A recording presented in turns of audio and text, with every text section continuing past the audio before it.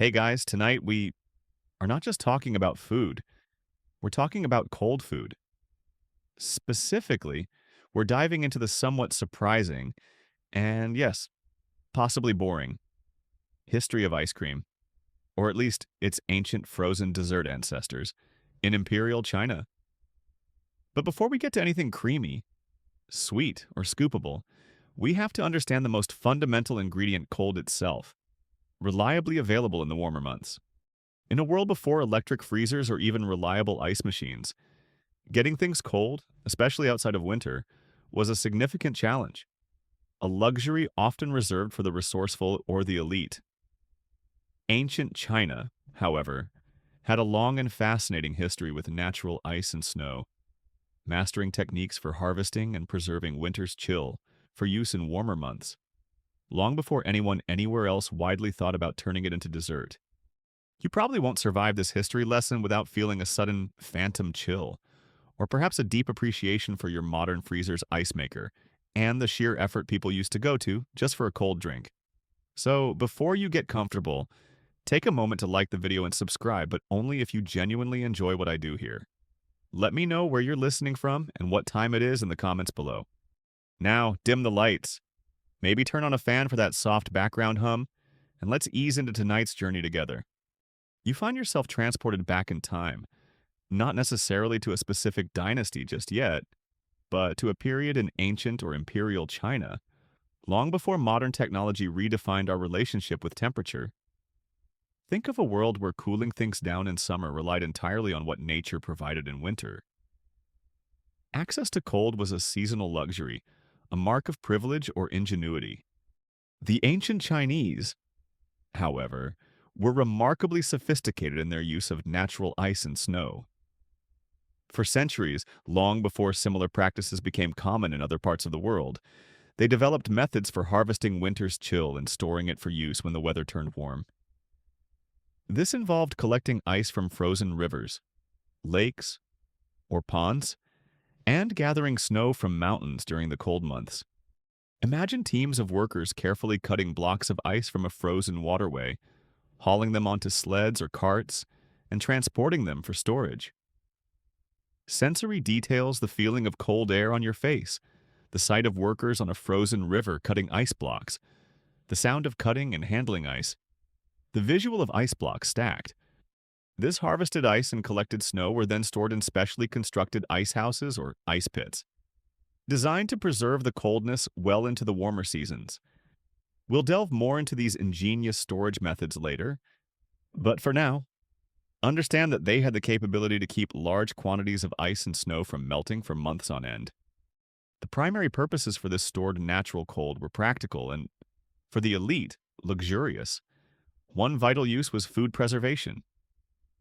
In a time before refrigeration, keeping meat, fish, and other perishable foods from spoiling in warmer weather was a major challenge.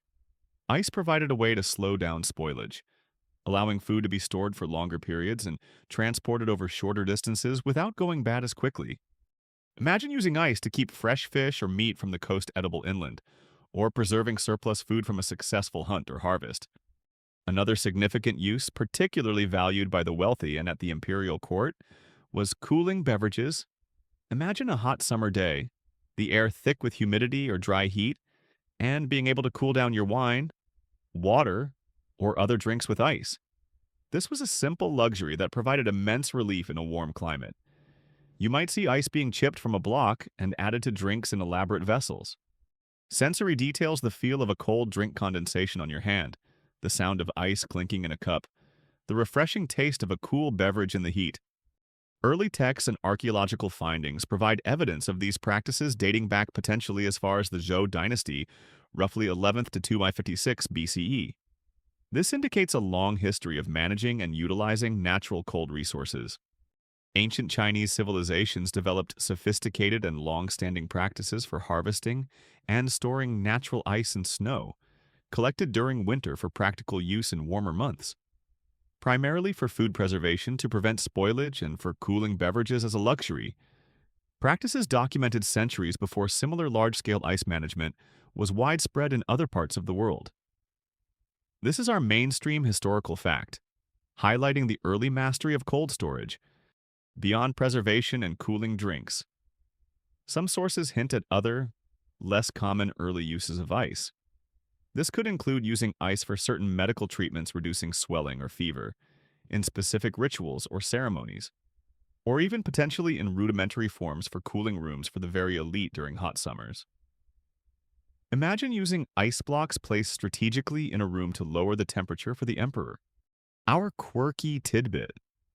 Some historical texts or folklore include strange beliefs about the properties of ice or snow, perhaps associating them with purity, specific spiritual qualities, or even unusual medicinal effects beyond simple cooling. Imagine a belief that ice harvested from a certain mountain had magical properties. There's joke number one, this ice. Oh, it's very special.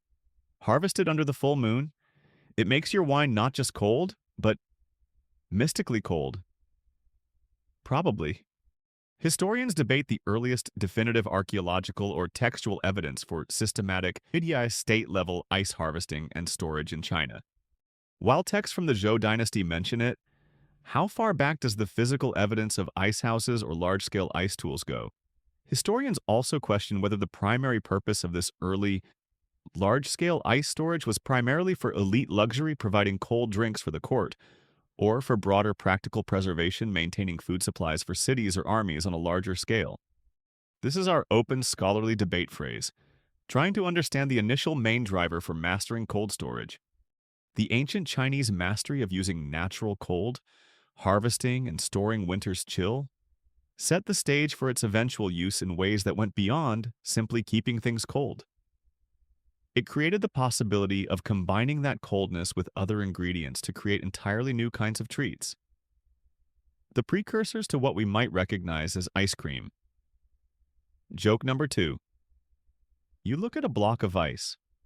So much potential for not just keeping things cold, but for future deliciousness. The ability to control cold outside of winter was the essential first step in the strange history of Chinese frozen desserts. Joke number three. You imagine trying to explain a freezer to someone from this era. So, you just make cold whenever you want.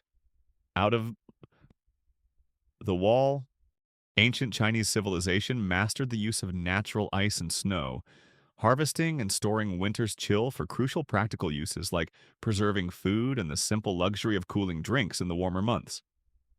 But once you have ice reliably available when it's hot outside, separated from its winter source by ingenious storage techniques, the mind, particularly minds interested in pleasure and novelty, naturally wanders.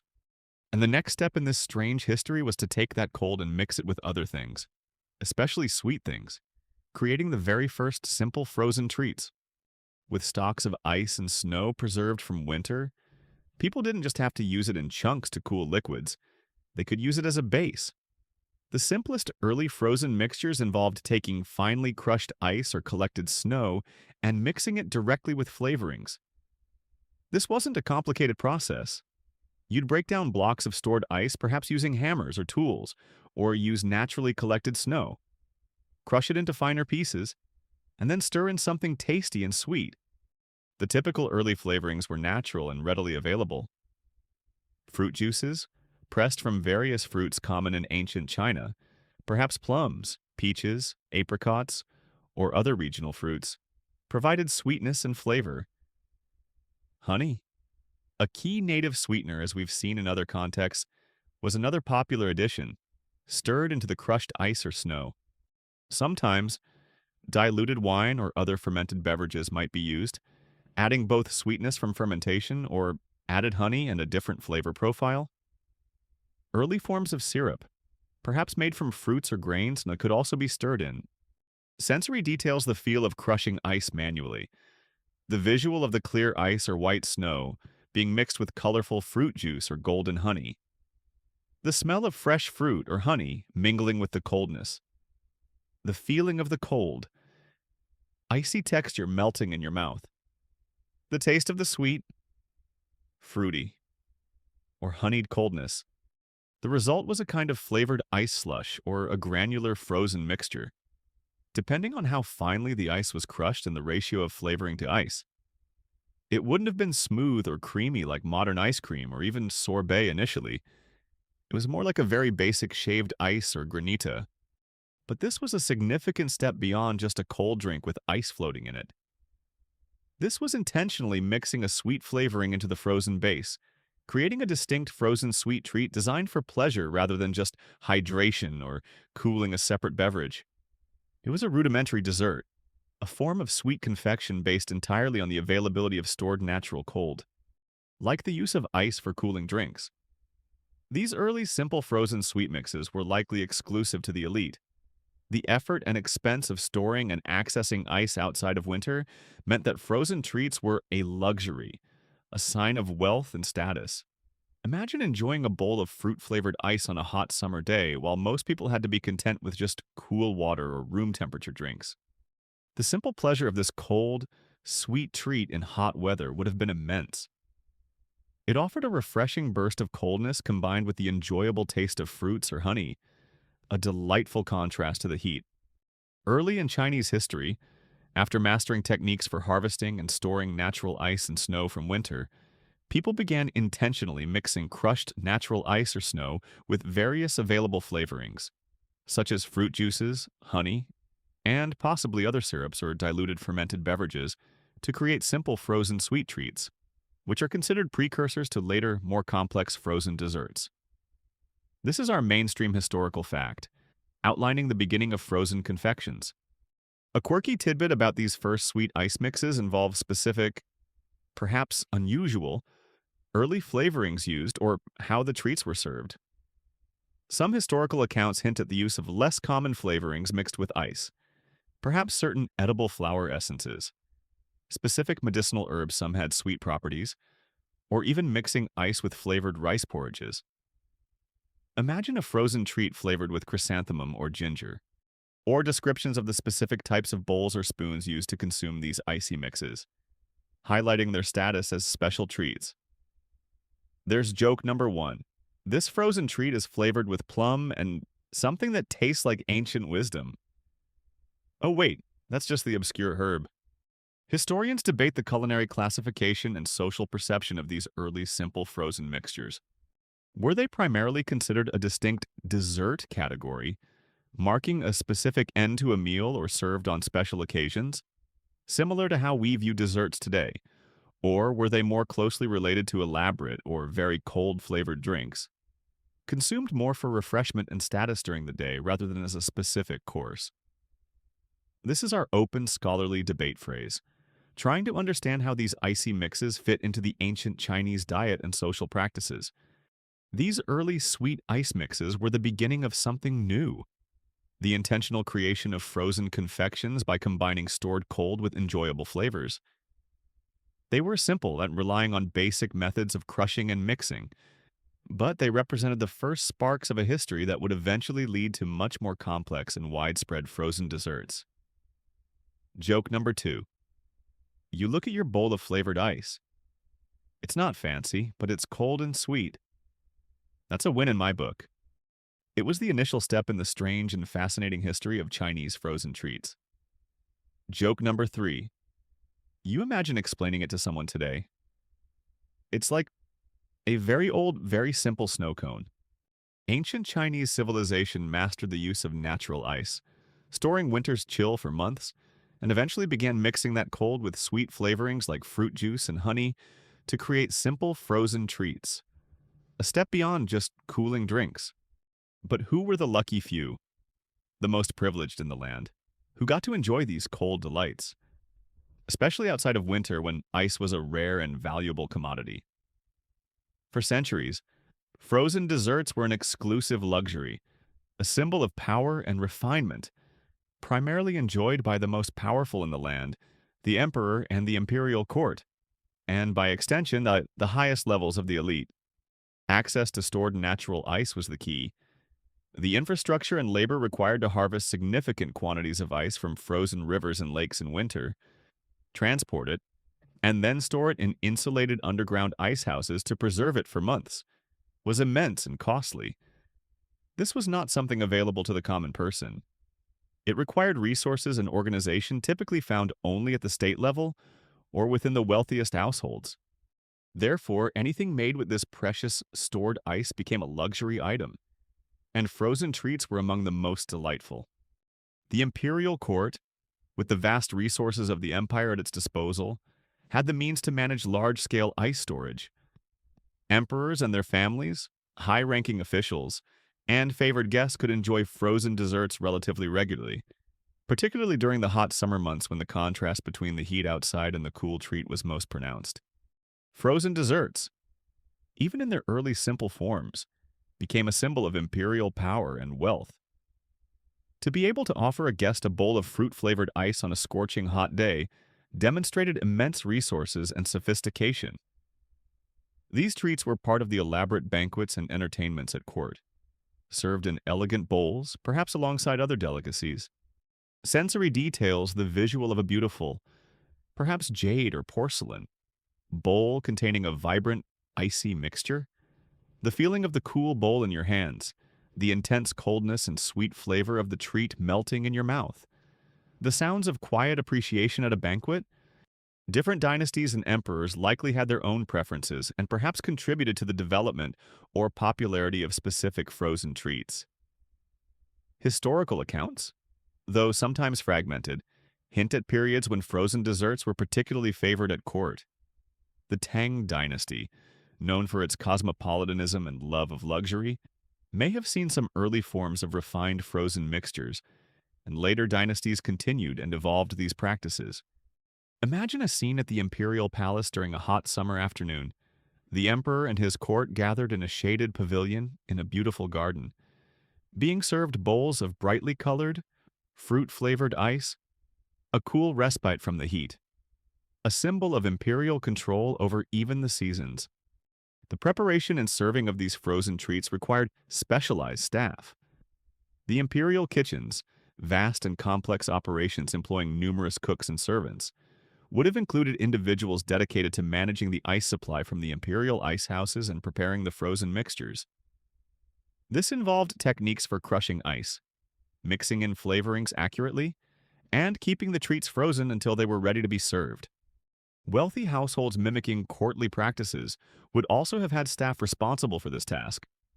A quirky tidbit about frozen treats at court involves specific historical accounts or anecdotes about an emperor particularly fond of them, or a strange rule about their serving. Some texts mention specific emperors who requested frozen treats frequently, sometimes specifying particular flavors. There might even be speculative anecdotes about the logistics of keeping the treats frozen perfectly until they reach the emperor's table in a large palace complex, or a rule about them only being served at certain times or on specific occasions. Imagine a courtier getting into trouble because the emperor's fruit ice melted slightly before it reached him.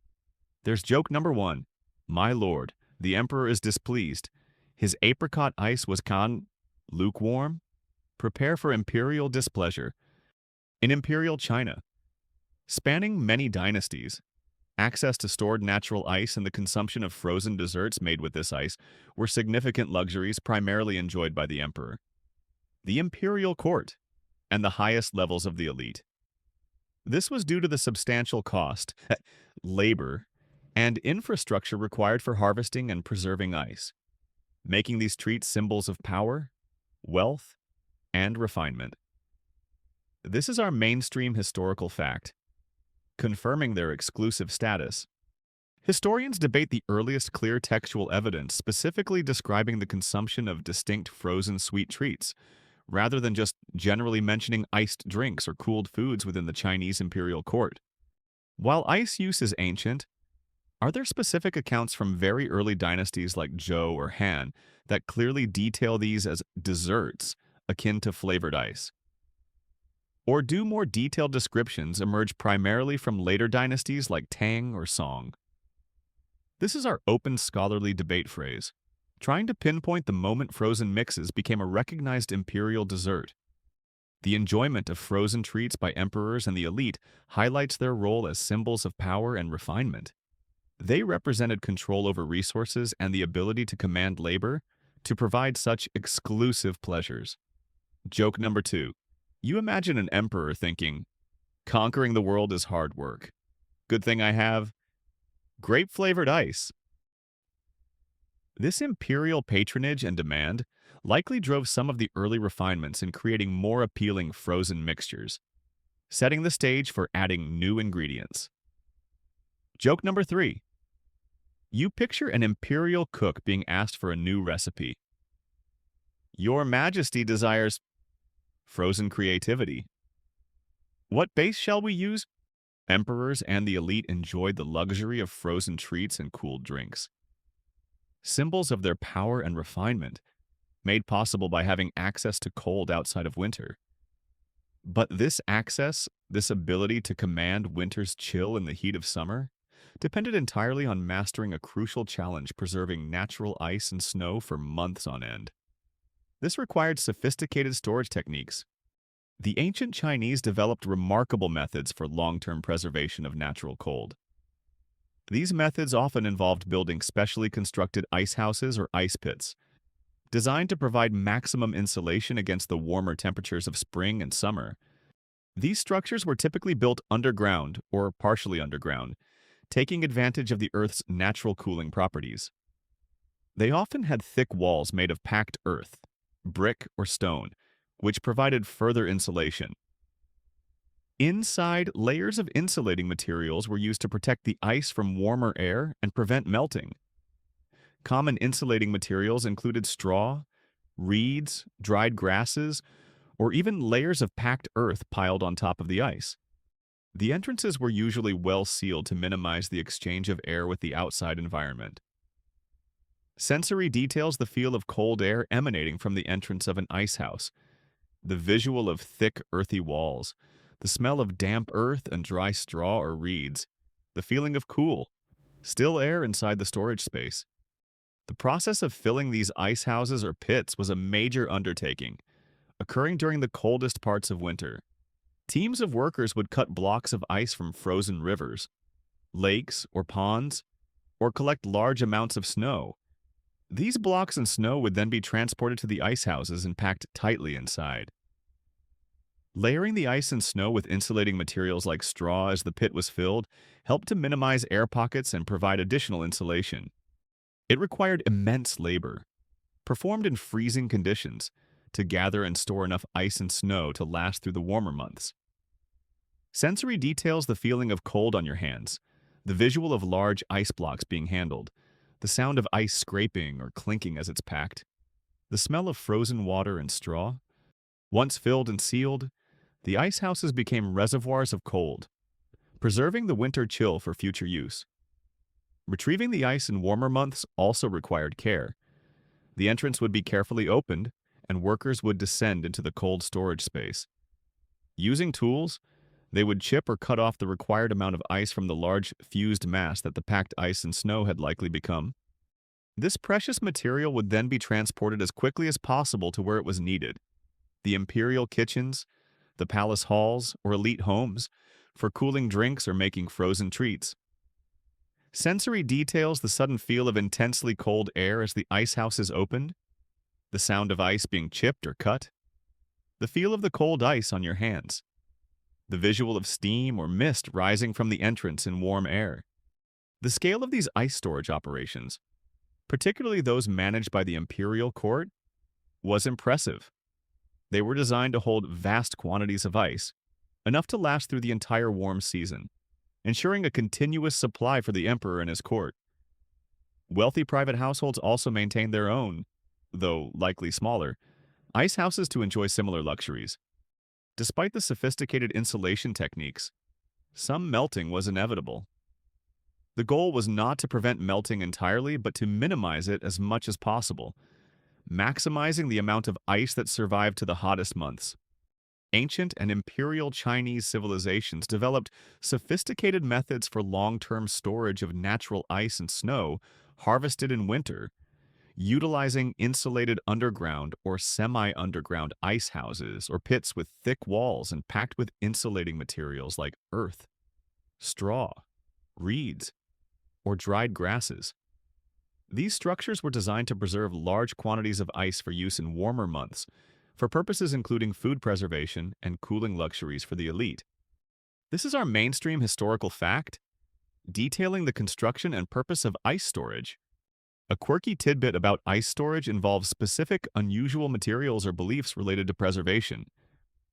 Some historical accounts or folklore might mention using unique types of soil or layering materials believed to enhance insulation, or specific rituals performed during the filling or sealing of the ice house to ensure the ice lasted.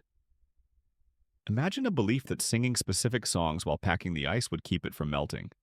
There's joke number one.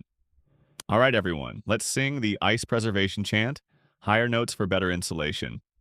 Historians debate the efficiency and relative sophistication of imperial versus large private ice storage methods in ancient China. While imperial ice houses were undoubtedly larger, did they employ significantly more advanced construction techniques or use superior insulating materials that resulted in a much higher percentage of the harvested ice being preserved compared to those used by wealthy private households? Or were the fundamental techniques largely the same, with the difference being primarily in scale? This is our open scholarly debate phrase, trying to understand if imperial ice storage was just bigger, or also technically more advanced. Preserving winter's chill was a key feat of ancient engineering and organization, fundamental to providing cold for luxury and preservation in a time without mechanical refrigeration. Joke number two. You close the door of the ice house, feeling the cold air contained within. There, that's enough cold to last. Well, a few months anyway. It was the essential step that made frozen treats, those exclusive imperial delights, possible in the warmth of summer. Joke number three. You imagine explaining a modern freezer to someone? So it just stays cold without needing straw or singing. Emperors and the elite enjoyed frozen treats thanks to mastering the storage of natural ice, keeping winter's chill for months in ingenious underground ice houses. This reliance on stored natural cold was a major technological feat for its time. But even more surprisingly, the ancient Chinese discovered and utilized another way to produce cold, a method that didn't rely on stored ice at all, using a surprising chemical process. This knowledge represents a remarkable early example of creating cold artificially. The substance at the heart of this discovery was saltpeter, chemically known as potassium nitrate. Today, saltpeter is perhaps most widely known as a key ingredient in gunpowder, a Chinese invention itself. But long before its primary use as an explosive component became widespread, ancient Chinese alchemists and practitioners discovered a very different, almost magical property of this substance. They found that dissolving saltpeter in water caused the temperature of the water to drop significantly. This is a type of endothermic reaction, a chemical process that absorbs heat from its surroundings, rather than releasing it. When saltpeter crystals dissolve in water, they draw heat from the water itself and anything in contact with the water, making the solution much colder. The ancient Chinese applied this knowledge to create cold for practical purposes, including, crucially for our story, cooling and potentially freezing mixtures for early frozen desserts. The method was relatively simple in setup. You would take a container holding the liquid or mixture you wanted to cool or freeze, perhaps a bowl of fruit juice, or a mixture of flavoring and early dairy, which we'll get to. You would then place this container into a larger outer container. The space between the inner and outer containers would be filled with water. Then, quickly and effectively, you would dissolve saltpeter crystals into the water in the outer container. As the saltpeter dissolved in the outer water, it would rapidly absorb heat from that water, causing its temperature to plummet. This very cold water in the outer container would then draw heat from the inner container holding your sweet mixture. This process of heat transfer would cause the temperature of the mixture inside the inner container to drop significantly, cooling it down rapidly and, if enough saltpeter was used and the conditions were right, even causing it to freeze into a solid or semi-solid state. Sensory details the feel of the outer container becoming surprisingly cold to the touch. The visual of the liquid in the inner container potentially starting to solidify around the edges. Perhaps a subtle fizzing sound as the saltpeter dissolves rapidly. This was a form of artificial cooling, a way to produce cold on demand through a chemical reaction, entirely independent of having access to stored winter ice or snow. This knowledge of using saltpeter's endothermic property dates back in China, potentially as far as the Tang Dynasty's 7th–10th centuries CE or even earlier. The potential uses for this chemical cold were significant, particularly in warmer seasons. It could be used to cool drinks very quickly, offering rapid refreshment. More importantly, for our story, it could be used to freeze small amounts of liquid mixtures, allowing for the creation of frozen desserts even in locations or at times when stored ice was unavailable, or perhaps for creating them more quickly. A quirky tidbit about saltpeter cooling involves specific, perhaps unusual, applications or beliefs. Some accounts hint at its use not just for food or drink, but perhaps for rapidly cooling medical poultices or even in theatrical effects to create sudden chilling sensations. There might also have been strange beliefs about the origin or properties of saltpeter itself, linking its cooling ability to mystical or alchemical forces. Imagine a belief that saltpeter captured the essence of moonlight or dragon's breath to create cold. There's joke number one. This ice cream was made with saltpeter. It has a refreshing chill and a slight taste of potential explosion. Just kidding. Probably. Ancient Chinese alchemists and practitioners discovered and utilized the endothermic property of saltpeter potassium nitrate, finding that dissolving it in water could create significant cooling. This chemical process was applied for various purposes, including rapidly cooling beverages and potentially freezing mixtures for early frozen desserts, representing a remarkable early instance of artificial cold production. This is our mainstream historical fact, highlighting this surprising discovery and its use. Historians debate the primary application. Was it more commonly used for simply rapidly cooling liquids, or was its primary value in achieving freezing temperatures for mixtures and the social accessibility of saltpeter cooling techniques in imperial China? Was this knowledge and practice primarily confined to alchemical circles, the imperial court, and very wealthy individuals? Or did it spread more widely, becoming a known method for anyone with access to saltpeter? This is our open scholarly phrase, trying to understand how this chemical trick fit into the broader society's use of cold. Using saltpeter for cold was a remarkable early example of humans understanding and manipulating chemical reactions to achieve a desired physical effect. It provided another pathway to creating frozen treats or cooling drinks. A key piece in the strange history of Chinese frozen desserts, complementing the use of natural stored ice. Joke number two. You watch the water get cold. Magic dirt makes cold water. Science is amazing. Or maybe just alchemy. Either way, it's cold. This method, alongside ice storage, showed a deep-seated desire for and ingenuity in accessing coldness in a warm climate, leading to new culinary possibilities. Joke number three. You imagine explaining it to a modern chemist. So, you just dissolve the gunpowder stuff to make ice cream cold? Yep, sounds about right.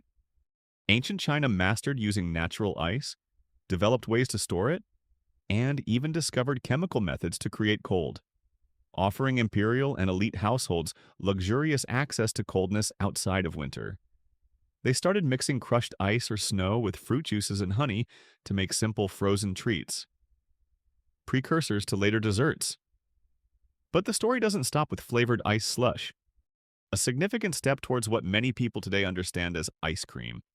Something richer and creamier involved adding a distinct new ingredient, dairy. Historically, dairy products like milk and cream were less central to traditional Han Chinese cuisine compared to their prominence in many Western or Central Asian cultures. However, dairy was known and used, particularly by certain groups or in certain periods of Chinese history marked by increased contact with nomadic or pastoral peoples who had strong dairy cultures. The addition of milk or cream to icy mixtures represented a fascinating blend of techniques and ingredients, creating a different kind of frozen dessert. This step was significant because it transformed the texture and richness of the frozen treat. Simple frozen mixes of ice and flavorings were essentially flavored ice. Adding dairy, whether milk or cream from cows, goats, or even yaks in mountainous border regions, introduced fat and protein, which, when frozen, could create a smoother, less crystalline texture, something closer to the creamy mouthfeel of modern ice cream. Imagine the difference between a fruit sorbet and a rich gelato. The addition of dairy moved these Chinese frozen treats in the direction of gelato or a very early, simple ice cream. The likely ingredients would have been milk or cream, combined with the crushed ice or snow base and sweeteners honey, fruit syrups, or other sweeteners like those made from grains. Early accounts or recipes where available might describe proportions of milk or cream mixed with the icy component in the flavorings. This development likely coincided with periods of increased cultural exchange and contact with peoples who regularly consumed dairy. The Tang Dynasty, 7th to 10th centuries CE, a cosmopolitan era with significant interaction with Central Asia along the Silk Road, saw an increased use of dairy products in some Chinese cuisine. The Yuan Dynasty, 13th–14th centuries CE, when China was ruled by the Mongol Empire, who had a very strong dairy culture, mare's milk. Yogurt, kumis, is also considered a key period during which dairy-based frozen mixtures likely gained prominence and perhaps were further developed or popularized at the imperial court. A significant development in the history of Chinese frozen desserts was the addition of dairy products like milk or cream to icy mixtures, creating richer, creamier precursors to modern ice cream. This practice likely gained prominence during periods of increased cultural contact with dairy-consuming cultures, notably during the Tang or more extensively the Mongol Yuan dynasties, blending Chinese techniques with new ingredients. This is our mainstream historical fact, outlining this crucial step and its potential influence. Imagine the sensory experience of these early frozen dairy treats. The texture would be different from pure flavored ice, not just cold and crystalline, but with a newfound creaminess. The visual would be different too. The mixture would be opaque, white, or pale in color, rather than the translucent or brightly colored ice mixes. And the taste would have that distinct dairy flavor mingling with the sweetness and other flavorings. Sensory details the feel of a smoother, creamier texture melting on your tongue, the visual opacity of the frozen mixture, the distinct taste of milk or cream combined with sweeteners and flavorings, the smell of cold dairy and whatever flavors were added.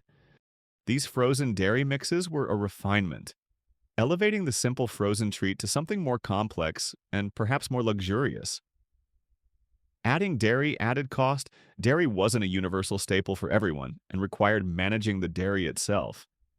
It further cemented frozen desserts as an elite luxury, particularly popular at court, where access to dairy and the resources for preparation were readily available. A quirky tidbit about early frozen dairy treats involves specific accounts or legends about the types of dairy used or unique combinations. Some historical sources might mention using mare's milk, more common among Mongols, or describe specific flavor combinations used with the dairy base. Beyond just simple sweetness, perhaps hints of rice or grain mixed in, creating a thicker base before freezing. Imagine a frozen treat made from mare's milk flavored with honey and rice. There's joke number 1, mare's milk ice cream. It's the smoothest, and if you eat too much, you might just feel like running across the step.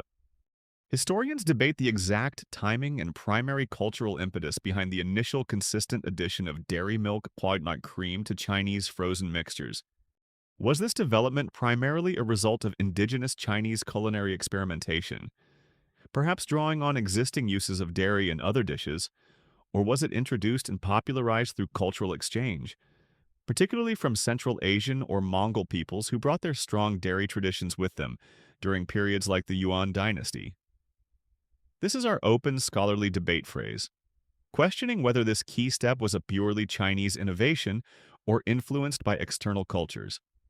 The addition of dairy was a key development that led to richer, creamier frozen treats, moving them closer to the concept of modern ice cream and distinguishing them further from simple flavored ice.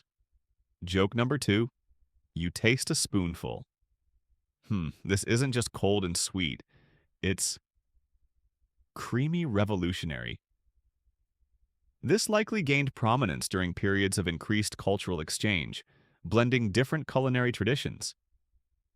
Joke number 3, You imagine a conversation. Have you tried the new frozen mixture? It's like frozen fruit, but milky. Oh, one. Adding dairy, milk, or cream was a significant step in the history of Chinese frozen desserts, moving them beyond simple flavored ice towards something richer and creamier. It introduced a new texture and flavor dimension. But early forms of these frozen dairy treats sometimes included another staple of Chinese cuisine, a grain that was central to their diet, creating thick and unique combinations rice, and sometimes other grains. While dairy added richness, combining it with cooked rice or perhaps rice flour or starch, created a thicker, more substantial base for frozen desserts before the freezing process.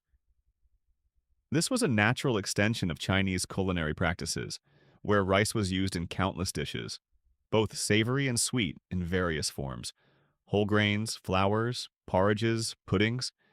Incorporating it into a frozen mixture made perfect sense within this tradition. Imagine these mixes milk or cream, combined with cooked rice that was perhaps mashed or ground, or with a thickening agent made from rice flour or starch, blended with sweeteners, honey, syrup, and other flavorings, and then churned or stirred while being frozen using the ice saltpeter method. The possible texture of these frozen dairy and grain mixes would likely have been different from both the granular texture of simple flavored ice and the airy smoothness of modern ice cream. It was probably dense and creamy due to the dairy and starch, perhaps akin to a frozen pudding, a very thick frozen custard, or even frozen rice pudding if visible grains of rice were left in. The starch from the rice or flour would have helped to stabilize the mixture and contribute to its creamy, thick texture. Sensory details the feel of a dense, cold, creamy mixture in your mouth, possibly with the subtle presence of soft grain texture, the visual opacity and pale color. The taste of sweetness combined with dairy and a distinct, earthy or nutty note from the grain, the coldness. Historical accounts or potential early recipes, if they exist in sufficient detail, might describe these combinations of frozen dairy and grain. They represent a creative use of staple ingredients in a novel. Frozen form. The inclusion of grain also likely made these treats more filling and perhaps slightly more accessible than pure, rich frozen cream mixtures might have been, although they would still have been luxuries due to the cold requirement. The role of rice in Chinese cuisine generally, as the fundamental staple food, made its inclusion in a frozen dessert a logical culinary step, a way to apply a familiar ingredient and thickening agent to a new type of preparation. These frozen dairy and grain mixes were distinct. They weren't just frozen milk like some simpler dairy ices might be, nor were they just flavored ice. They were a hybrid, a unique form of early frozen dessert that leveraged the properties of both dairy and grain to achieve a specific texture and consistency.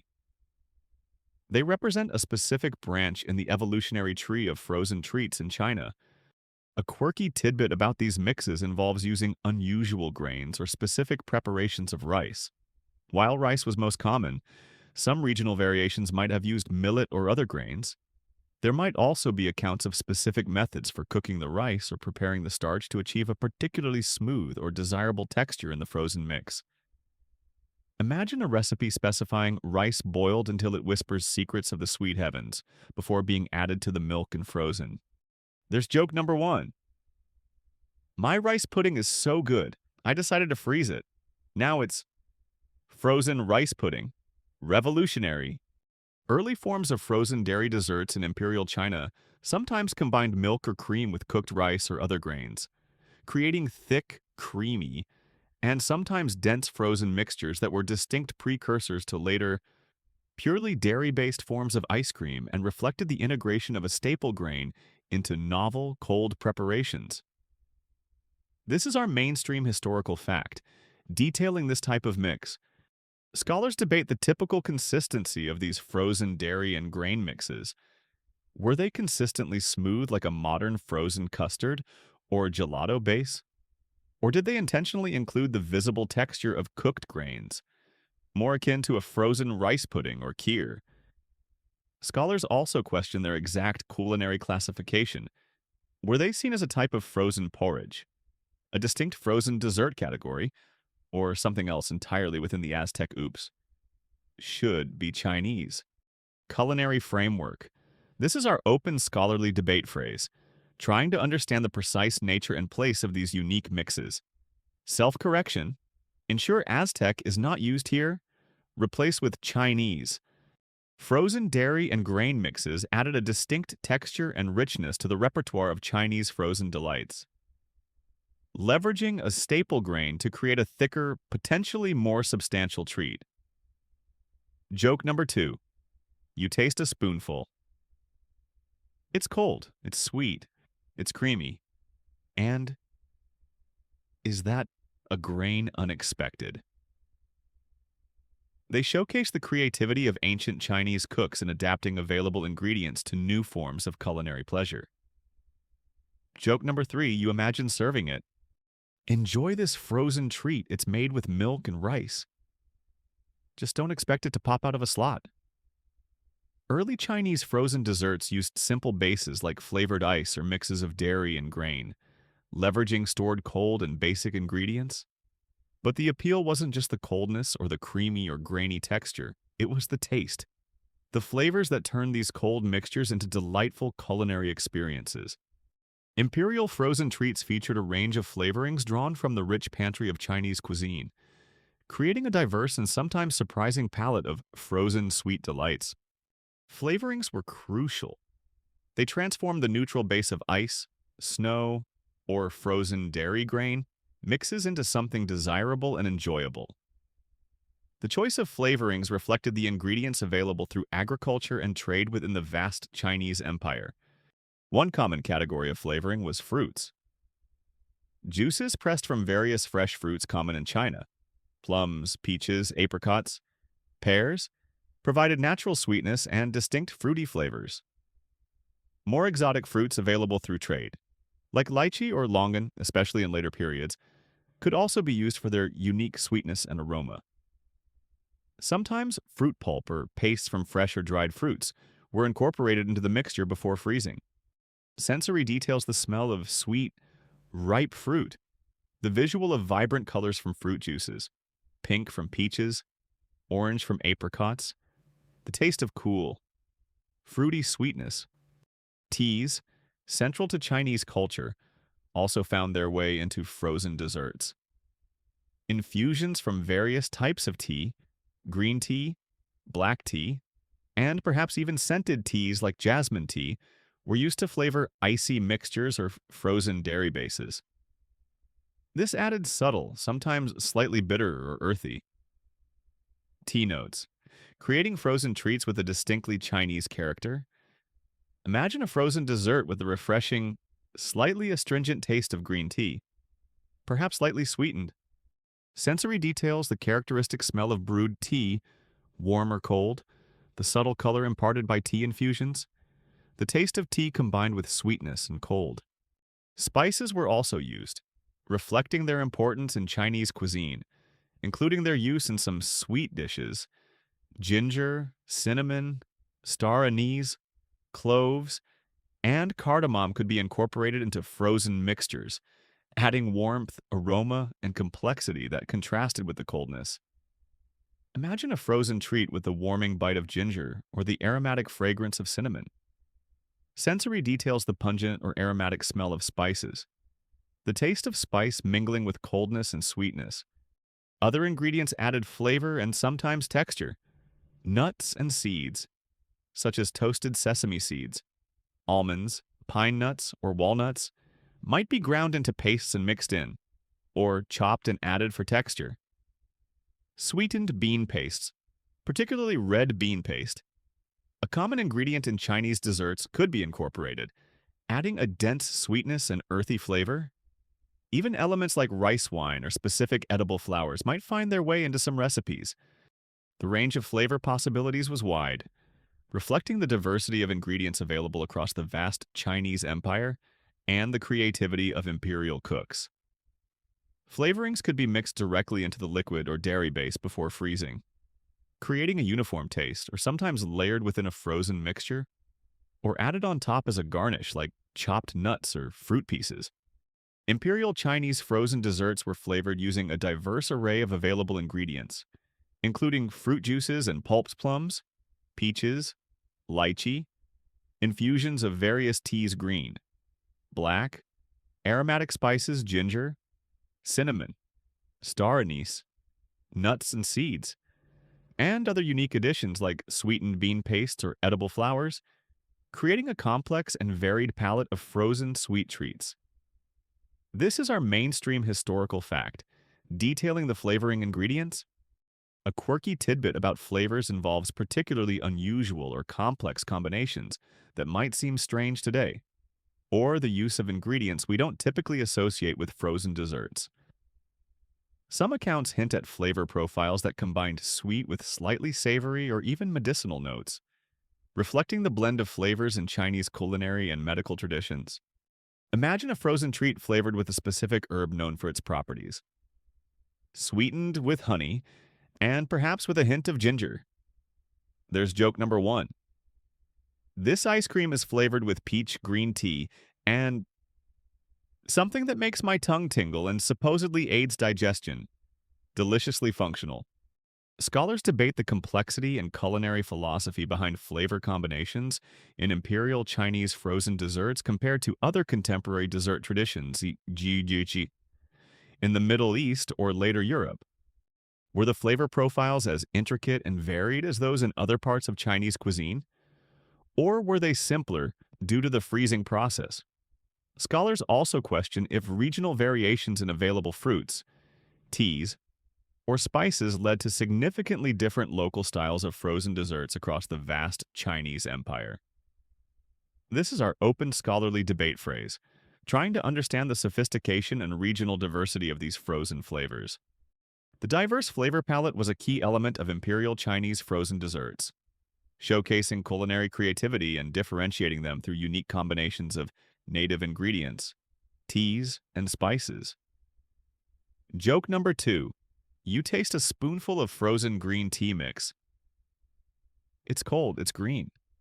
It's vaguely virtuous. It was a taste of the Chinese landscape and culture, presented in a cool, sweet form. Joke number three. You imagine asking for a modern flavor? Strawberry. What kind of barbarian puts that in frozen milk? Early Chinese frozen desserts included mixes of dairy and grain, creating unique, creamy, and sometimes dense treats.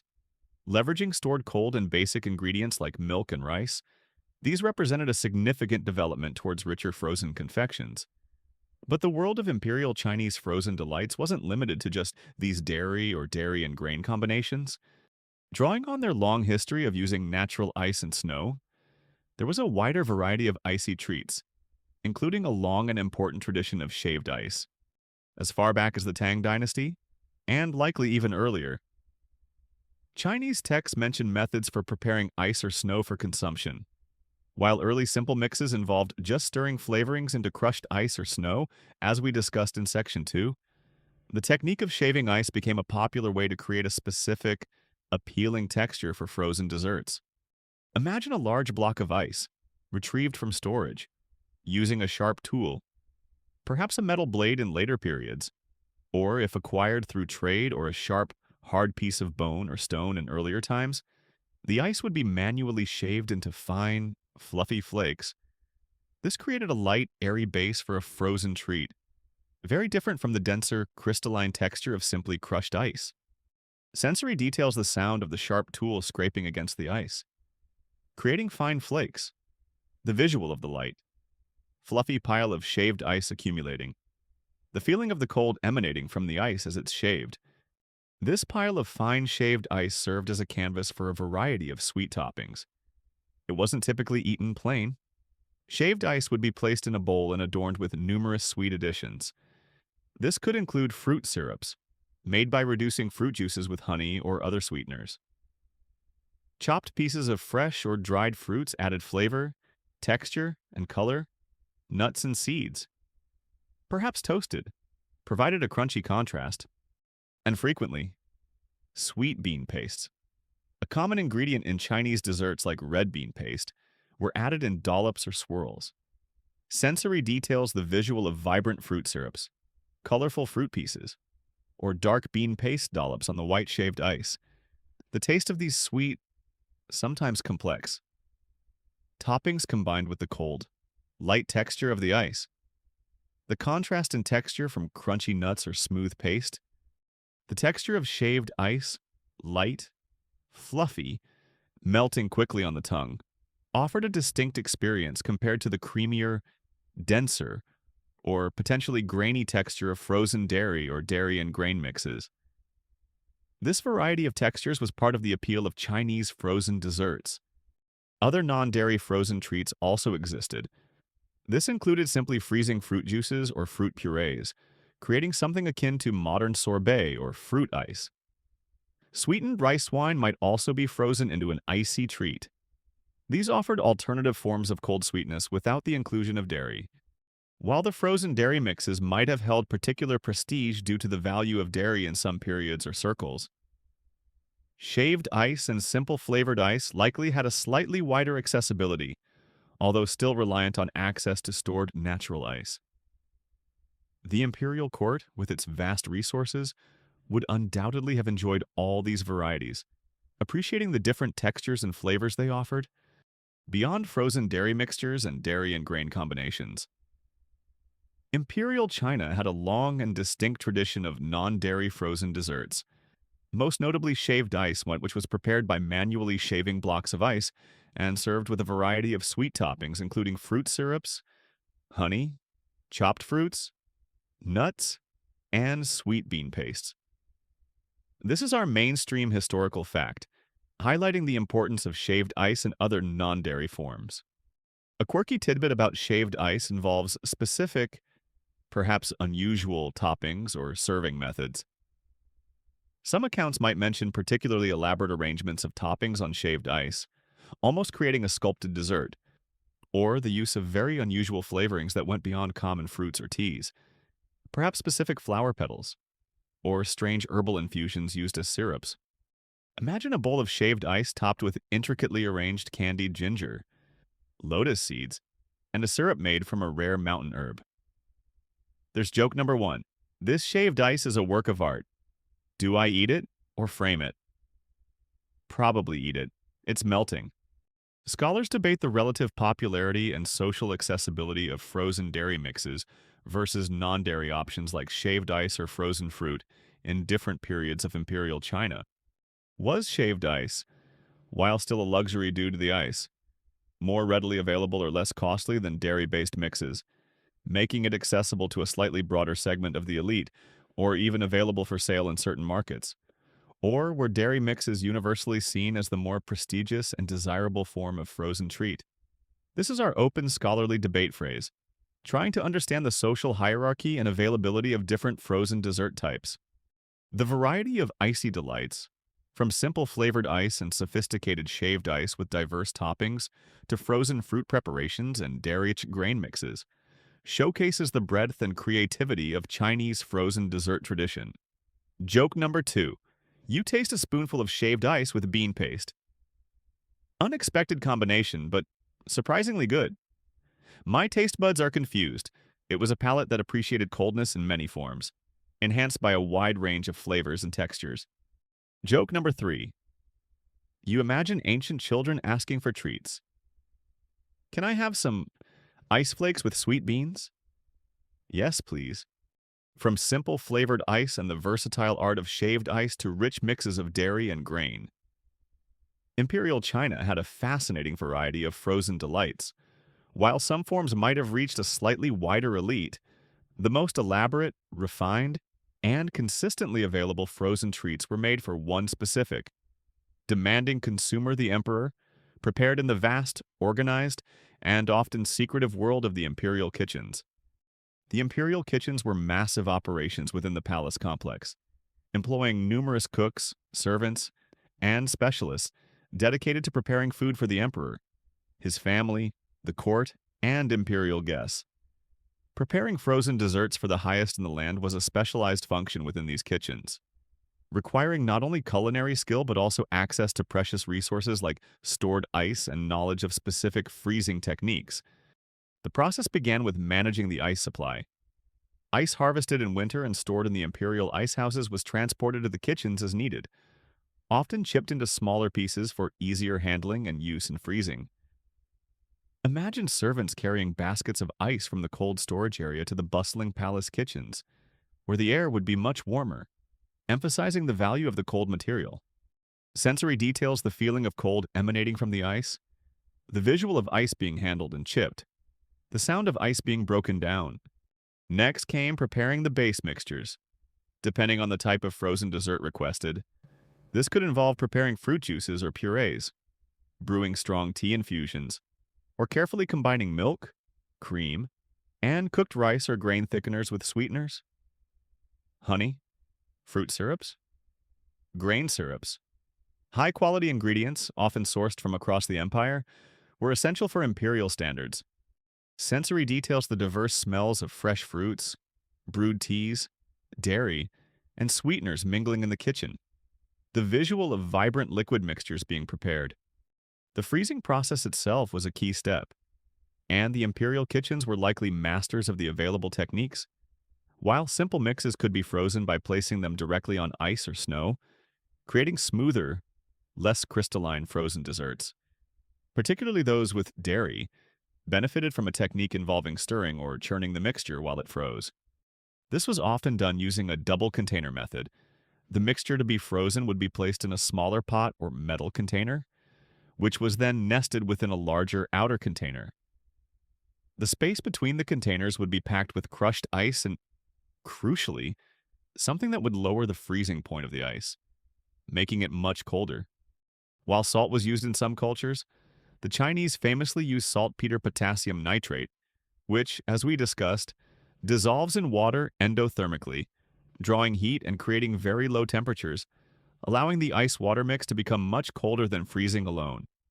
By rapidly dissolving saltpeter in the water surrounding the inner pot of mixture, and simultaneously stirring or churning the mixture inside, cooks could accelerate the freezing process and prevent large ice crystals from forming, resulting in a smoother texture. Sensory details the feeling of intense cold emanating from the outer container, the sound of ice being packed and perhaps saltpeter dissolving, the rhythmic sound of stirring or churning the mixture inside as it thickened and froze, the visual of the mixture transforming from liquid to solid, flavorings, whether fruit purees, tea infusions, spices, or nuts, were meticulously prepared and incorporated at the right stage. Syrups were boiled, spices ground, fruits chopped or mashed, nuts toasted. The combination of the cold base and the carefully selected flavors created the final delicious result. Finally, the frozen desserts were carefully transferred to elegant bowls, often made of precious materials like porcelain or jade, and perhaps adorned with garnishes like fresh fruit pieces or edible flowers before being served to the emperor and his court. The scale, organization, and skill involved in producing these frozen luxuries within the imperial kitchens were significant. Recipes and techniques would have been closely guarded secrets, passed down through generations of imperial cooks. They had to be ready to prepare and serve these cold treats on demand, whenever the emperor desired. Preparation of frozen desserts for the emperor and the highest levels of the imperial court in imperial China was a highly specialized and skilled function carried out within the vast imperial kitchens, requiring reliable access to stored ice, a wide range of high-quality ingredients, mastery of freezing techniques including using ice with saltpeter for lower temperatures, and often involved churning or stirring for texture. This is our mainstream historical fact, detailing the imperial process. A quirky tidbit about imperial frozen dessert preparation involves specific, unusual tools or methods mentioned in historical accounts, or strange ingredients particularly favored by an emperor. Some sources hint at specialized tools for crushing or shaving ice within the kitchens, or unique methods for infusing flavors into the mixtures before freezing. There are also anecdotes about specific flavor combinations or ingredients being favored by particular emperors, leading to certain recipes being highly valued and passed down. Imagine the imperial kitchen having a special tool just for making perfectly fluffy shaved ice, or a secret recipe for a frozen treat involving a rare mountain herb. There's joke number one. The emperor requests the frozen lychee delight, and ensure the ice to saltpeter ratio is precisely according to the ancient imperial formula. No pressure. Historians debate the typical scale and organization of frozen dessert production within the imperial kitchens across different dynasties. While resources were vast, was the production volume consistent? Or did it vary significantly depending on the emperor's preferences, or the seasoned scholars also debate the consistency and evolution of specific frozen dessert recipes, especially for dairy mixes within the imperial kitchens across different reigns or periods. Questioning how standardized recipes were and how much they changed over time due to culinary innovation or external influences. This is our open scholarly debate phrase, delving into the specifics of culinary practice at the heart of the empire. The imperial kitchens were the center of refined, frozen dessert creation, where resources, specialized knowledge, and skilled staff combined to produce exclusive cold luxuries for the highest in the land. Joke number 2. You imagine an imperial cook describing their job. I make food. For the emperor, sometimes it's very cold food. My job is chill.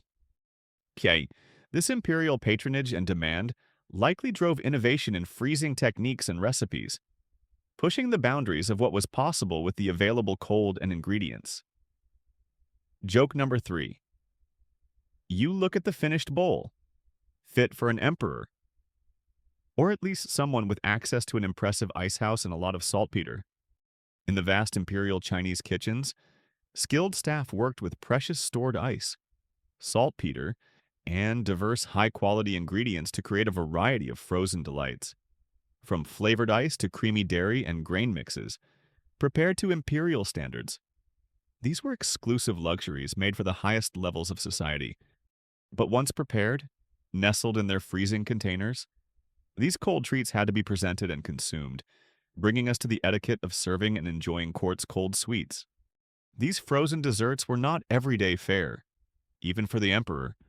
They were special treats, brought out on specific occasions, often during elaborate court banquets, refreshing garden parties held during the hot weather, or as special refreshments presented to the emperor, his family, or high-ranking officials and esteemed guests.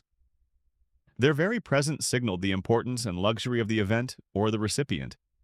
Imagine the scene: a grand hall in the imperial palace, perhaps open to a cooling breeze from a garden, filled with officials and guests in fine silks and elaborate headwear. Servants move among the attendees, carrying trays laden with beautiful bowls. The bowls themselves were likely works of art, fine porcelain, polished jade, or gleaming metal, chosen to enhance the presentation of the precious cold treat within. Each bowl holds a portion of vibrant, often colorful, frozen dessert, perhaps bright red fruit ice, pale white frozen dairy mix, or green tea-flavored ice. Sensory details the visual of the elegant setting, the fine materials of the bowls, the contrasting vibrant colors of the frozen treats, the feeling of coolness radiating from the bowls, the smell of the treats mingling with other scents in the air. The process of serving would be refined. Part of courtly etiquette. Servants would present the trays, offering guests a bowl. The etiquette of consuming these treats likely involved enjoying them slowly, savored spoonful by spoonful. Unlike gulping down a cold drink, a frozen dessert melts gradually, releasing its flavors and coolness over time. Utensils, likely small spoons made of metal, ivory, or bone, would be used, emphasizing the refined nature of the treat. Sensory details the feel of a cool bowl in your hands, the feel of the frozen treat's texture, icy, creamy, grainy, melting on your tongue. The intense burst of coldness and flavor. The sound of a small spoon gently scraping the bowl or being placed back on the tray. The quiet sounds of appreciation or polite conversation. Enjoying a frozen treat was a moment of cool refreshment and luxurious pleasure in a climate where heat could be oppressive. It was a sensory experience, a contrast between the external temperature and the internal coldness of the dessert. Socially, the serving and consumption of frozen desserts were a shared luxury. It could be a topic of polite conversation, complimenting the host, the emperor, or the wealthy official on the quality of the treat. discussing its flavor, or marveling at the fact that it was possible to enjoy such coldness in the heat of summer. It was a tangible demonstration of the host's status, their ability to provide such rare and delightful experiences for their guests. Comparing this experience to enjoying exclusive desserts or refreshments at high-status events today highlights the enduring link between unique culinary experiences and social occasions.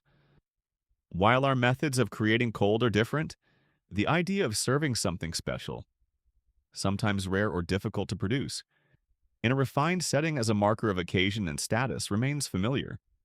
Modern aside, think of a molecular gastronomy dessert served at a state dinner, or a rare ice wine offered at a high-end banquet. It's a modern echo of ancient culinary luxury.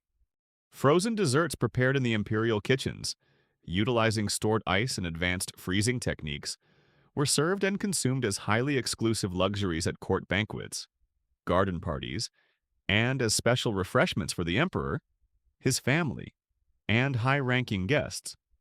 Their consumption emphasized their status through presentation in valuable bowls, adherence to courtly etiquette, and served as a visible display of the host's wealth and access to precious resources. This is our mainstream historical fact, covering the social context of consumption. A quirky tidbit about serving involves specific historical accounts describing unusual serving rituals or presentations. Some texts might mention frozen treats being served only at a very specific point in a long banquet, or accompanied by a particular type of tea or drink believed to complement the flavor perfectly. There might even be accounts of particularly elaborate presentations, with the frozen treats being molded into decorative shapes or served with intricate garnishes that were works of edible art. Imagine a frozen dairy mix molded into the shape of a miniature pagoda. There's joke number 1. This frozen dessert is exquisite. And look, it's shaped like a tiny palace. Hope it doesn't melt before I finish admiring its architectural integrity. Scholars debate the precise social or symbolic meaning attached to serving and consuming frozen treats at the highest levels of Chinese society. Was it purely a display of wealth and the host's practical control over precious resources like ice? Or did the act of serving coldness, particularly in the heat of summer, hold deeper symbolism related to imperial harmony, the control of seasons, or a connection to cosmic balance? Was it primarily a form of sensory pleasure and status display? Or did it carry more profound meaning within courtly rituals or philosophy? This is our open scholarly debate phrase, trying to understand the layers of meaning in this seemingly simple act of serving dessert. Serving and enjoying court's cold sweets added a layer of refinement, luxury, and social meaning to imperial gatherings. It was a sensory delight, a symbol of status, and a demonstration of access to cold. A precious commodity transformed into edible pleasure. Joke number 2. You finish your frozen treat. Refreshed and feeling slightly more imperial already. It was an experience unique to the highest levels of Chinese society. Joke number 3. You imagine a courtier discreetly fanning their face while enjoying the cold treat. Elegant on the outside, battling brain freeze on the inside. Serving court's cold sweets was a refined ritual, emphasizing the status and resources of the host through beautiful presentation and exclusive enjoyment of frozen delights. These practices evolved over centuries and dynasties in imperial China, with different periods potentially seeing different styles or refinements. And one specific period in Chinese history, marked by significant cultural exchange and a ruling power with very different culinary traditions, may have played a particularly important role in the history of frozen dairy desserts, the Yuan dynasty, under Mongol rule. The Yuan dynasty, 1271 on 1368 CE, was established by Kublai Khan, the grandson of Genghis Khan, as part of the vast Mongol Empire. At its height, the Mongol Empire stretched across much of Asia and into Eastern Europe, connecting China to cultures with long-standing traditions very different from those of the Han Chinese, particularly the nomadic, pastoral peoples of Central Asia. The Mongol ruling class had a strong and central dairy culture. Milk from cows, mares, yaks, sheep, goats, yogurt, cheese, And fermented milk products like kumis fermented mare's milk were staple foods for them, in a way that dairy was not for traditional Han Chinese, whose diet historically focused more on grains and plant-based foods, with dairy sometimes viewed with suspicion or simply not commonly consumed. Sensory details imagined taste and smell of kumis or other fermented dairy products, the distinct smell of a culture where dairy is central. Mongol rule in China brought increased contact and cultural exchange between the Mongol ruling class and people from across their vast empire, including Central Asians, Persians, and others, and the Han Chinese majority. This exchange extended to culinary practices, with new ingredients, cooking methods, and food preferences entering China, and this cultural blending likely impacted the history of frozen desserts, particularly those involving dairy. While, as we discussed, there's evidence that dairy was being added to frozen mixtures in China before the Yuan dynasty, perhaps as early as the Tang. The Mongol emphasis on dairy may have significantly popularized or further developed dairy-based frozen treats within China, especially at the imperial court, which was now a Mongol court. The Mongols themselves had traditions of preserving dairy products, sometimes in frozen forms, for travel and storage on the steppes.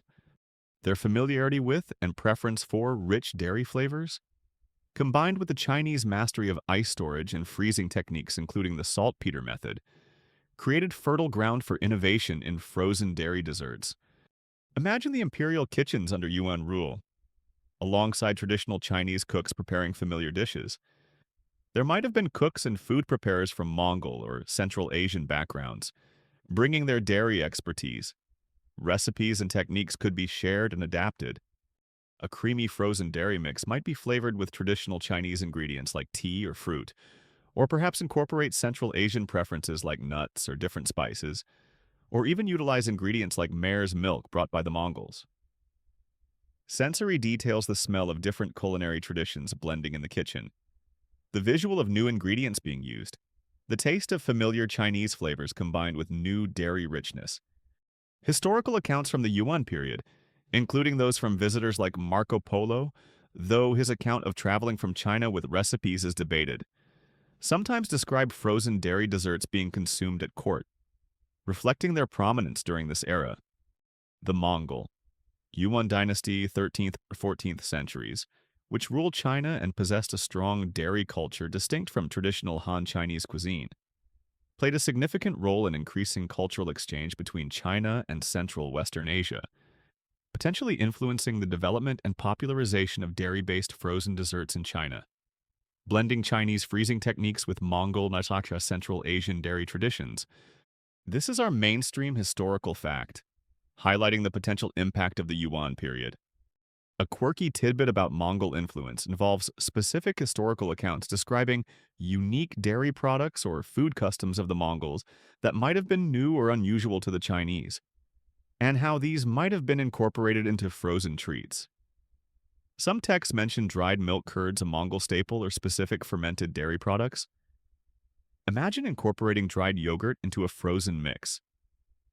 There's joke number 1, try the new imperial frozen dessert. It's flavored with peaches and sun-dried fermented mare's milk and acquired taste.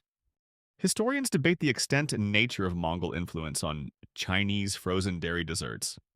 Did the Mongols primarily popularize and increase the scale of an existing, perhaps minor, Chinese practice of adding dairy to frozen mixtures, or did they introduce significant new techniques or ingredients related to dairy processing or freezing that fundamentally changed Chinese frozen desserts? Was the influence primarily confined to the imperial court and cities with large non-Han populations? Or did it extend to other levels of society? This is our open scholarly debate phrase, trying to pinpoint just how much the Mongols changed the game for Chinese frozen dairy treats. The Yuan dynasty was a period of fascinating cultural blending, and it likely contributed a creamy, dairy-rich chapter to the strange history of ice cream in China. It shows how ruling powers and cultural exchange can profoundly influence culinary traditions. Joke number 2. You imagine a Yuan dynasty recipe. Take some ice, right? Add milk. Add honey. Maybe a little fermented mare's milk for tang. This era set the stage for later frozen dairy desserts in China, influencing their development even after Mongol rule ended. Joke number 3. You look at a bowl of frozen dairy mix. Thanks, Mongols. This is pretty good, though I'm still a bit wary of the fermented mare's milk flavor. The history of frozen desserts in Imperial China is a story of ingenuity. From storing natural ice and discovering chemical methods to create cold, to adding dairy and grain and creating a variety of cold delights enjoyed by the elite. Practices that evolved over centuries and were perhaps influenced by cultures like the Mongols during the Yuan dynasty. But once these frozen treats existed in China, how did the ideas about them potentially travel beyond the borders of the empire? For many, the story of how ice cream spread to the West, particularly to Italy, begins with the famous traveler Marco Polo. Marco Polo was a Venetian merchant who, along with his father and uncle, famously traveled along the Silk Road to China in the late 13th century, during the Yuan dynasty ruled by the Mongols under Kublai Khan. He spent many years in China, serving in Kublai Khan's court, before eventually returning to Venice. His experiences were recorded in a book often known as The Travels of Marco Polo, which provided Europeans with fascinating and sometimes fantastical accounts of the East.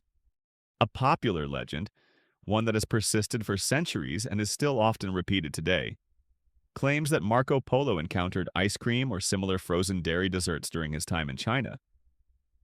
According to the legend, he was so impressed by these frozen delights that he brought the concept or specific recipes back with him to Italy upon his return around 1295. The story goes that this introduction sparked the development of Italian gelato and subsequently influenced the creation of ice cream in the rest of Europe, making Marco Polo the father of ice cream in the West. It's a romantic story, a perfect tale of a famous explorer bringing a beloved pleasure from the mysterious East to the waiting palates of the West. It's a story that connects a historical figure to a popular modern treat, giving ice cream a clear, compelling origin story linked to the legendary Silk Road travels.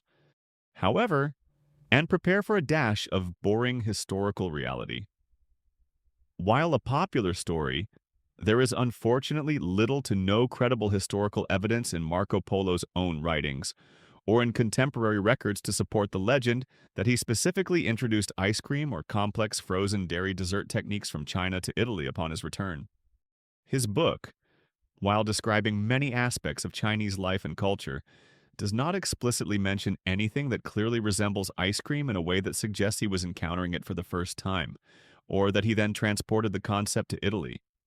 Although a popular legend claims Marco Polo introduced ice cream from China to Italy upon his return in the late 13th century, there is no credible historical evidence in his writings or contemporary European or Chinese records to support this claim. Other traditions of frozen desserts existed in the Mediterranean and Middle East independently. This is our mainstream historical fact, highlighting the lack of evidence for the legend. Furthermore, there are traditions of frozen desserts in Italy and other parts of the Mediterranean and Middle East that predate Marco Polo's return or seem unconnected to his travels. Ancient Romans, as we know, used ice and snow to cool drinks and make simple mixes. During the Middle Ages, particularly in the Arab world and Persia regions, Marco Polo also traveled through on his way to China. Sophisticated frozen desserts like sherbets and sorbets flavored ice or snow, often with fruit juice, rose water, or honey, and sometimes incorporating ingredients like milk or rice were well established and popular. These practices likely spread to Italy and other parts of southern Europe through trade and cultural exchange across the Mediterranean, independent of any knowledge coming specifically from China via Marco Polo. A quirky tidbit about the Marco Polo legend involves specifics of his book that are about food or customs, but not ice cream. For instance, his book does describe the Chinese imperial postal system, the use of paper money, and various foods and customs he observed, painting a picture of the sophisticated society he encountered under Kublai Khan. But when it comes to frozen desserts, the descriptions are either absent or vague enough to be debated. Unlike his detailed accounts of other things, the legend seems to have emerged much later than Polo's life, perhaps in the 16th or 17th century, attaching itself to his famous name and travels. Imagine a legend getting started simply because someone thought, He traveled to the east and they have ice and food. Maybe he put them together in a new way. There's joke number one. Marco Polo brought back paper money, spaghetti another debated one, and maybe the idea of frozen desserts. His souvenir choices are historically complicated. While direct, specific transmission by Marco Polo is highly unlikely and unsupported by evidence. It's important to acknowledge that the idea of sophisticated frozen mixtures, perhaps including dairy, could have traveled from China to the West through other, less direct means. The Silk Road was a network of cultural exchange over centuries. Techniques and recipes, or simply concepts, might have traveled piece by piece with other merchants, travelers, or through contact between different cultures across Eurasia, potentially influencing the development of later frozen desserts in Italy and Europe. It's more about the possibility of slow, indirect influence over time than a single event via a famous explorer. Scholars debate the extent of possible indirect Chinese influence on the development of frozen desserts like gelato and sorbet in Italy and Europe. While Marco Polo's direct role is debunked, did techniques developed in China like using saltpeter for cooling, or specific recipes for dairy grain mixes, travel westward along the broader Silk Road network through less famous individuals, potentially influencing or converging with existing Mediterranean cheap Middle Eastern traditions of sherbets and sorbets? Or were the developments of Italian gelato and sorbet largely independent, perhaps influenced more by the Arab world than by China? This is our open scholarly debate phrase, trying to trace the complex, likely multi-directional flow of culinary ideas across continents. The Marco Polo ice cream legend, while a good story, is likely a myth.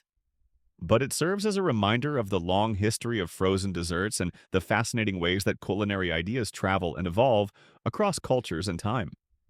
Joke number two. You imagine telling an Italian gelato maker the legend is probably false. What Marco Polo didn't bring us gelato, my entire life is a lie. The true history of ice cream spread is more complex and involves multiple origins and exchanges. Joke number three. You look at a map of the Silk Road. So many paths. So many potential delicious frozen things traveling. The history of frozen desserts in Imperial China is a story of ingenuity. From storing natural ice and discovering chemical methods to create cold, to adding dairy and grain and creating a variety of cold delights. This tradition evolved over centuries, perhaps influenced by cultures like the Mongols. While the popular legend of Marco Polo directly introducing ice cream to Italy is likely a myth, it prompts a more important question. How did Chinese frozen dessert techniques and ideas potentially travel beyond the borders of the empire and influence the global history of frozen treats? The answer lies in the vast network of trade routes like the Silk Road. The Silk Road was not just a conduit for silk, spices, and other goods. It was a vibrant network facilitating the movement of people, cultures, technologies, religions, and ideas across vast distances between East Asia, Central Asia, the Middle East, and eventually Europe. Culinary knowledge, including techniques for preparing food and recipes, was undoubtedly part of this rich exchange. Ideas about frozen desserts were likely among the concepts that traveled. What ideas or techniques might have journeyed westward from China? One key concept could have been the idea of deliberately freezing sweetened mixtures for a treat, as opposed to just using ice to cool a separate drink. This might seem obvious to us, but the idea of taking ingredients and intentionally freezing them together for texture and taste, as done with flavored ice or frozen dairy mixes, was a distinct culinary innovation. More specifically, the knowledge of freezing techniques could have traveled. The Chinese mastery of using natural ice and snow storage was advanced, but their discovery of using salt, or more likely saltpeter in combination with ice, to achieve lower temperatures and freeze mixtures rapidly. The principle behind manual ice cream making was a significant technical development. This knowledge, which allowed for more consistent freezing and the creation of smoother textures by stirring while freezing, could have spread westward along the Silk Road. Recipes for specific frozen mixtures might also have been transmitted. While not written down in recipe books that traveled, the concept of making frozen mixes with dairy and grain, or specific flavor combinations using ingredients like tea, ginger, or nuts in a frozen context could have been shared through word of mouth between cooks, merchants, or travelers. These ideas traveled with the people who moved along the trade routes, merchants exchanging not just goods, but also culinary experiences. Travelers recounting the strange and delightful foods they had encountered in distant lands. Scholars observing and documenting practices, possibly even cooks or artisans traveling with retinues. Knowledge could be passed through observation, description, or perhaps simple written notes if literacy allowed. This transmission was likely not a single event, but a slow, gradual process over centuries. Ideas would be adapted and combined with local ingredients and culinary traditions in different regions.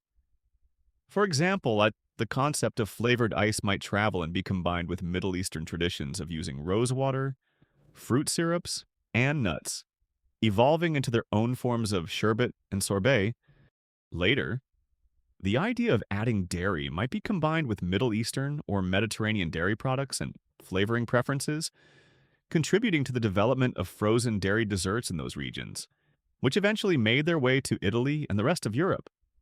While the legend of Marco Polo's direct introduction is unfounded, culinary ideas, particularly sophisticated techniques related to freezing mixtures like using ice with saltpeter for lower temperatures, and recipes for early frozen desserts potentially including dairy or dairy grain mixes, likely traveled from China westward along the Silk Road and other trade routes over centuries, influencing the development of frozen treats in the Middle East and eventually Europe.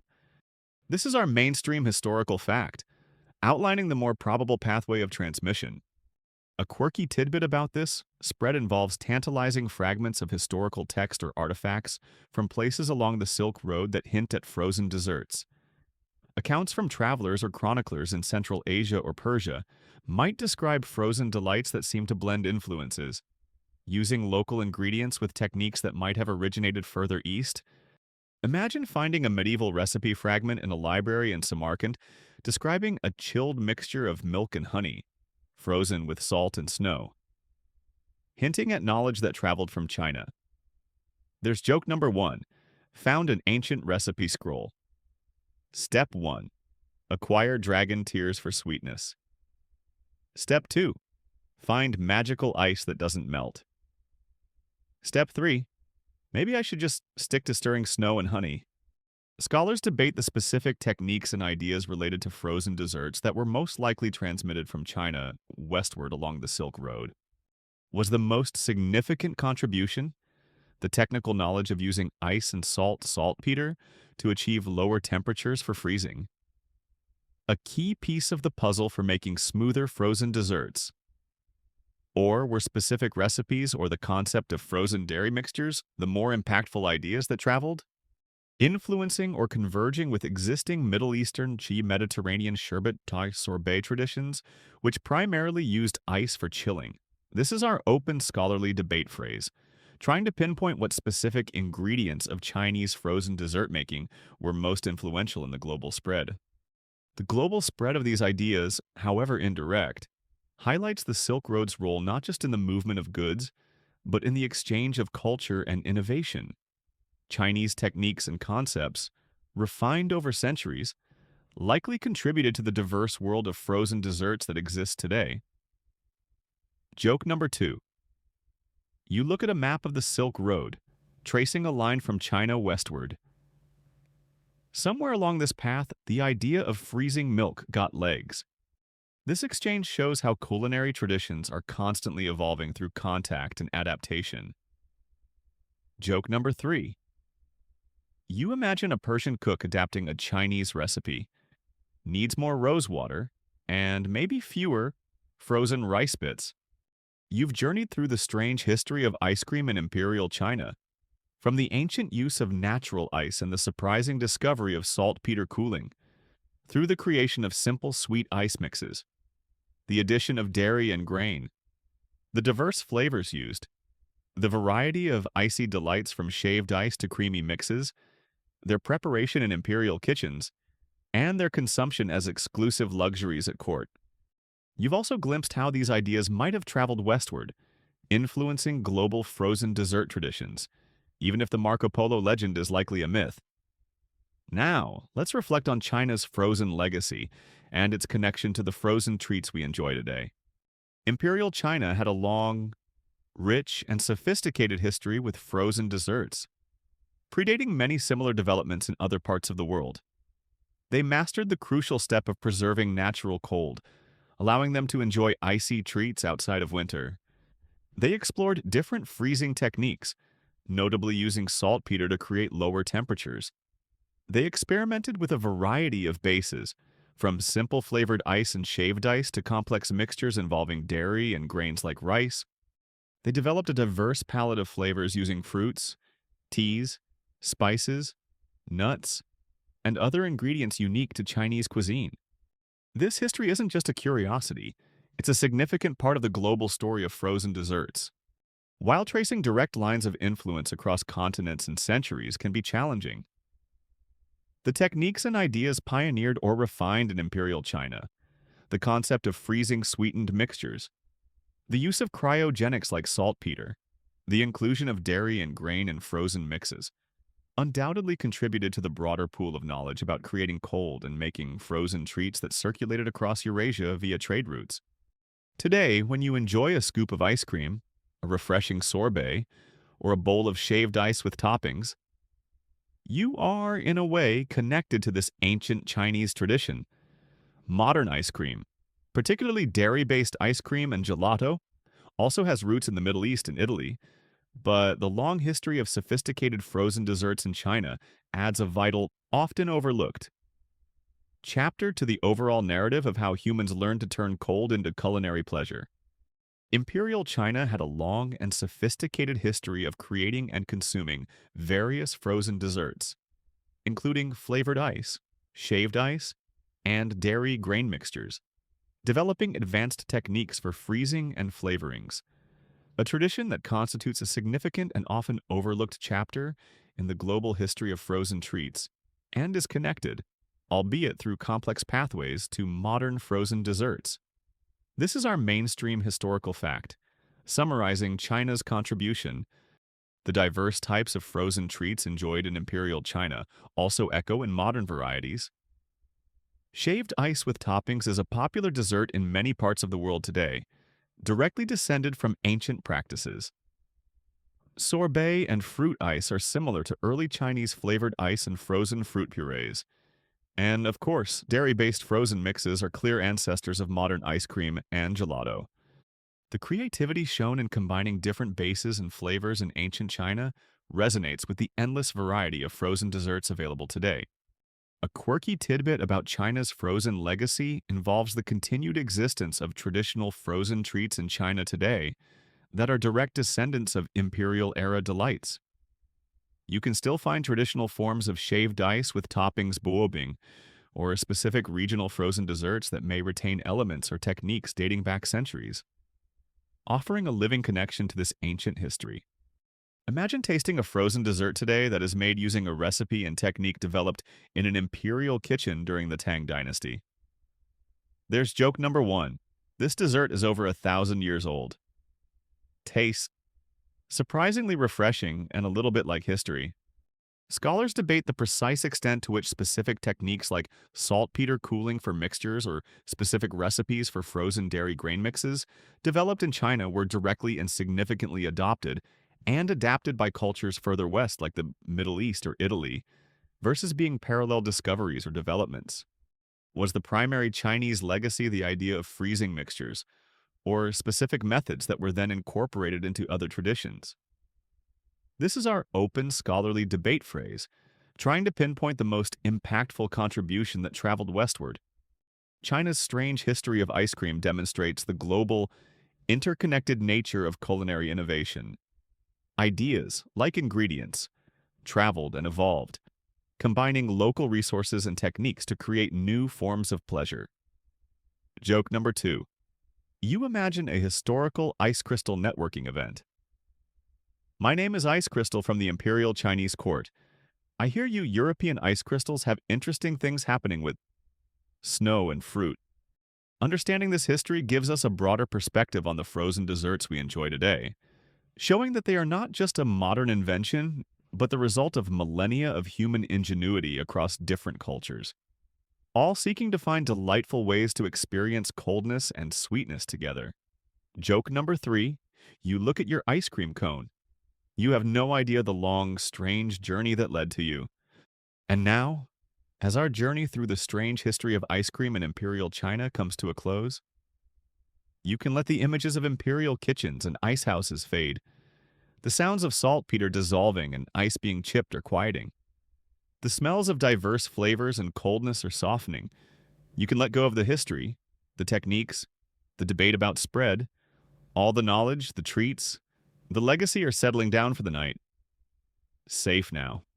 Remembered in the global story of frozen delights. Peace. Quiet. The imperial court is at rest. The frozen treats are served. Breathing easy. Letting go. Drifting. End of script. Sweet dreams.